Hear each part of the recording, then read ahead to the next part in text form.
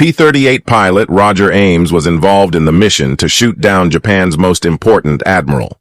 Major John Mitchell led a group of American P-38 Lightning fighters on what became the longest combat mission ever flown, 420 miles, on April 18, 1943. Their target was Admiral Isoroku Yamamoto, regarded as the mastermind behind the attack on Pearl Harbor.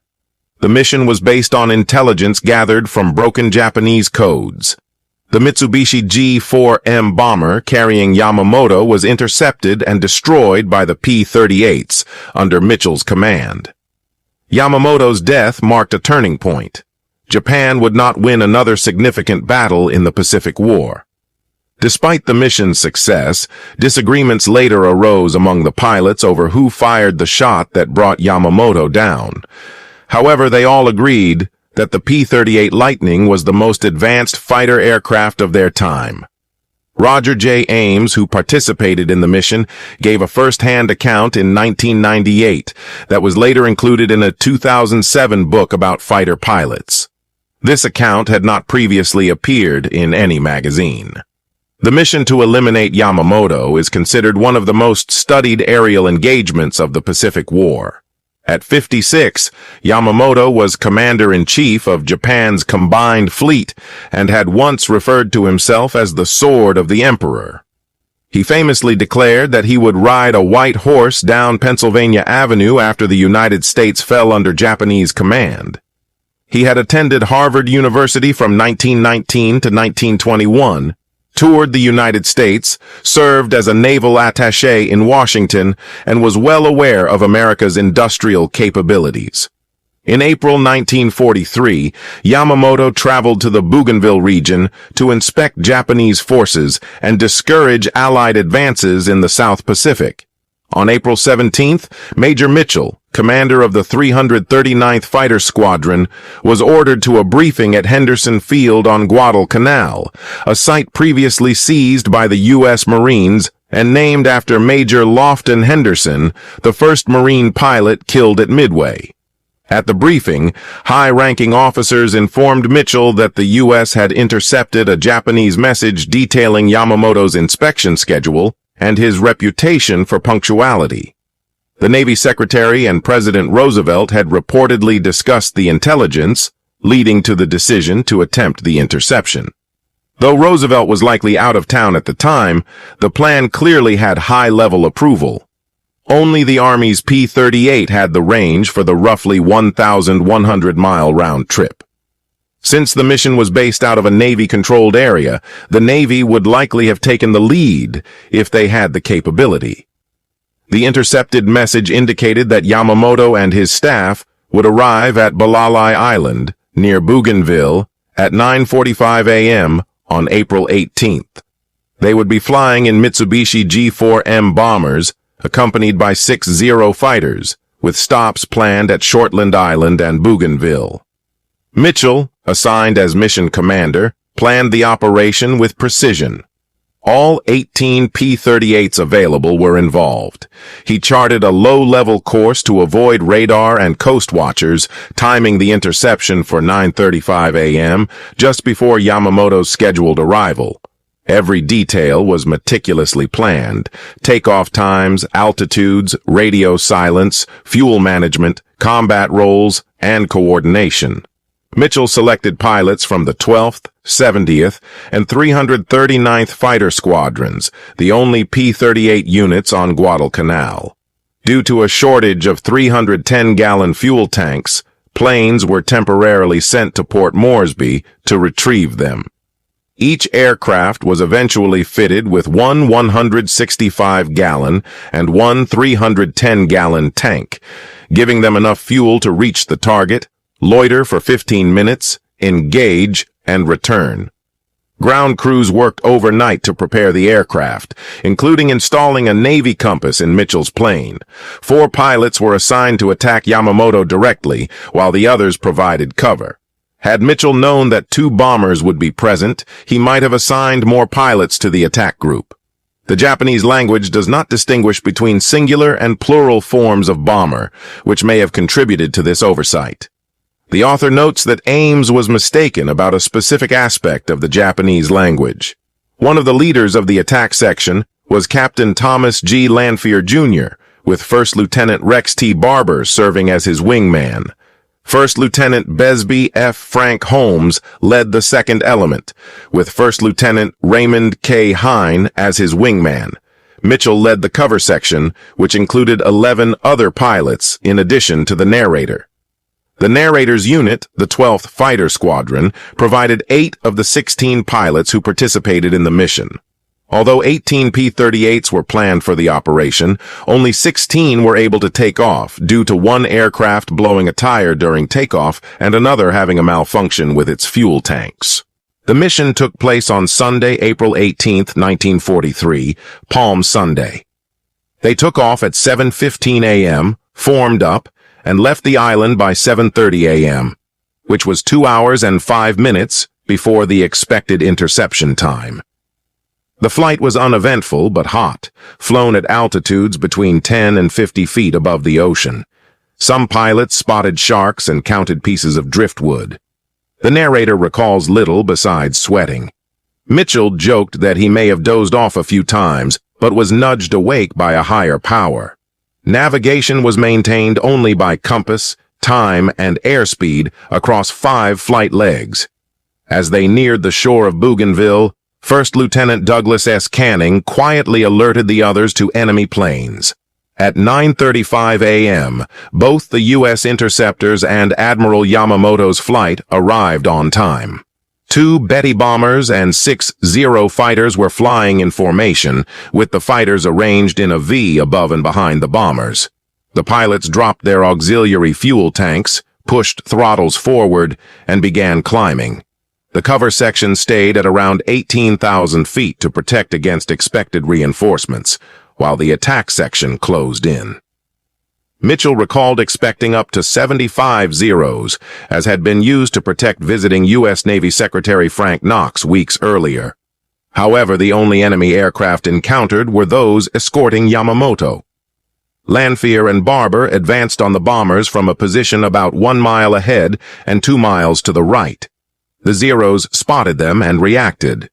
Lanphier and Barber dove to prevent the fighters from interfering. Meanwhile, Holmes struggled to release his fuel tanks and maneuvered his aircraft violently in an effort to jettison them, with Hine following closely for safety.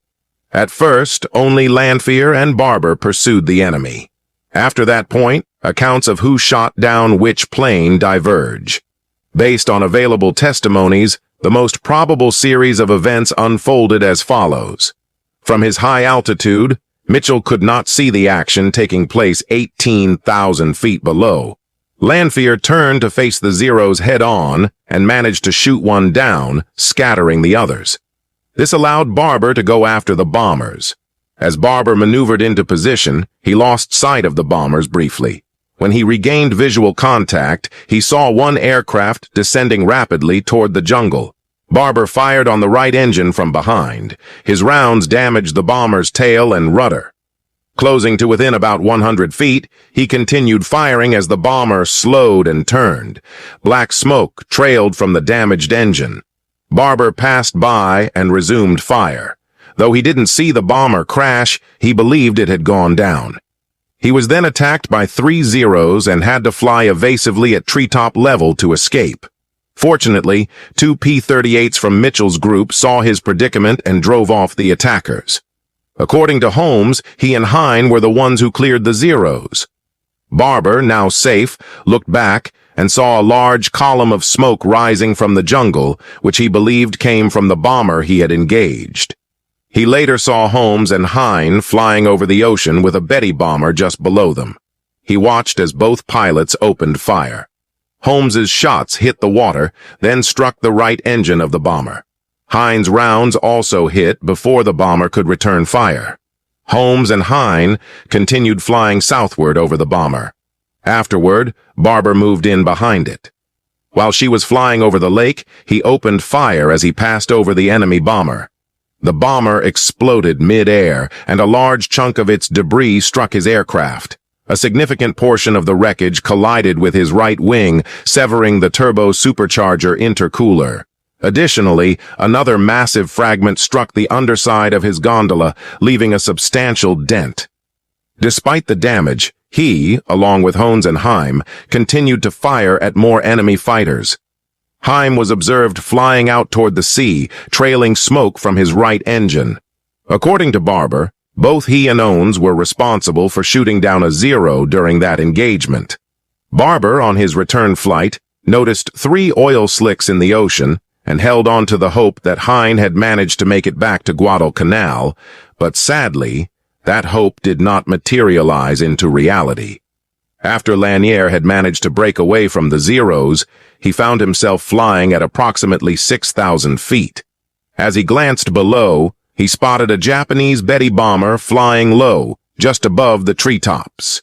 Reacting swiftly, he descended toward it and fired a long, steady burst across the bomber's flight path from an angle nearly perpendicular to its trajectory.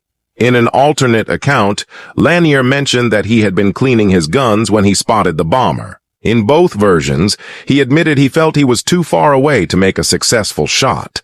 But to his amazement, the bomber's right engine and wing caught fire, and soon after, the entire right wing detached. The bomber then spiraled into the jungle below and exploded upon impact. Shortly after, Lanier realized he was being pursued by 3 Zeros. He immediately contacted Mitchell and requested assistance. In the chaos of the dogfight, Lanier unknowingly led the enemy fighters over a section of the Japanese airstrip at Kahili while skimming just above the ground and weaving through the treetops. The Zeros, still giving chase, continued to engage, but Lanier managed to escape by executing a high-speed climb, eventually shaking off the enemy at an altitude of 20,000 feet. He returned to base with only 2 bullet holes in his rudder, a remarkably low level of damage compared to Barber's aircraft, which returned riddled with 104 bullet holes, a destroyed intercooler, and a heavily damaged gondola. During the flight back to Guadalcanal, a message came over the radio from Lanier. He said something to the effect that Sub won't dictate peace terms at the White House. That statement deeply unsettled me.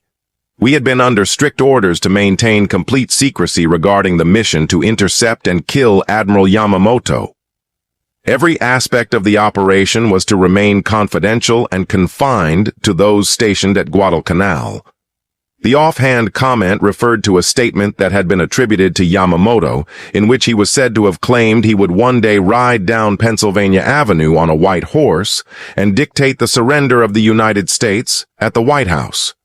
For those looking to verify that, quote, it is widely cited in American historical texts from that period. It is considered to be a well-known remark attributed to Yamamoto, though its accuracy has been debated. The statement was likely more rhetorical than literal. Yamamoto was a strategist and realist. He did not truly believe that Japan could occupy the United States in that way. He is also reported to have told associates that he would be able to operate freely for 6 months after the attack on Pearl Harbor, but could guarantee nothing beyond that. Ironically, the Battle of Midway, which shifted the tide of the war in the Pacific, occurred almost exactly 6 months after Pearl Harbor, almost to the day. There is significant doubt among historians and military experts that the pilots involved in the mission were aware that the Japanese codes had been broken. Intelligence of that kind was extremely sensitive and kept on a need-to-know basis. The pilots simply needed to know the target, the timing, and the flight path. It's highly unlikely they were informed that their mission was the result of intercepted radio communications that had been decoded by U.S. cryptographers. Only the highest levels of command, such as Admirals Nimitz, Spruance, and General MacArthur, would have had access to that information. Even among flag officers, very few would have been cleared to know the full scope of the intelligence operation. The secrecy surrounding the code breaking was so tight that even when cryptographers were evacuated from Corregidor in the Philippines, it was treated as a top priority. One of the men who participated in the mission, Roger Ames, gave an account of what he experienced during the flight. He shared what he saw and what he later learned regarding the background of the mission. Many who have read these accounts have noted that it is highly improbable that the pilots knew about the intelligence breakthroughs at the time. Ames may have learned about those details years after the war ended, and they may have influenced his later recounting of events. Yamamoto's reputation as a strategist included his recognition of the dangers of a prolonged war with the United States. He famously said that Japan had awakened a sleeping giant following the attack on Pearl Harbor. This quote, though sometimes romanticized, is widely accepted as being true or at least consistent with his known views. For a man known for such sobering and respectful assessments of American industrial and military capability, the idea that he would make a boastful remark about dictating peace in Washington seems out of character. During my years of service and study, I had the opportunity to meet and speak with Beesby Frank Holmes, who had also participated in the Yamamoto operation. He recounted a moment when he decided to jettison his 300-gallon fuel tank, not realizing that doing so would cause a fuel leak that would leave him unable to return to Guadalcanal. Fortunately, the Marines had just secured a nearby island, and he was aware of a small airstrip there. He managed to land safely, but because operations had not yet begun on the island, the Marines were not pleased to see him. It is believed that they discovered only 4 gallons of fuel remaining in his plane. Holmes knew that PT boats used the same type of fuel his aircraft required, and he managed to make contact with one of them. The PT crew provided him with enough fuel to return to base, and he took full advantage of the opportunity.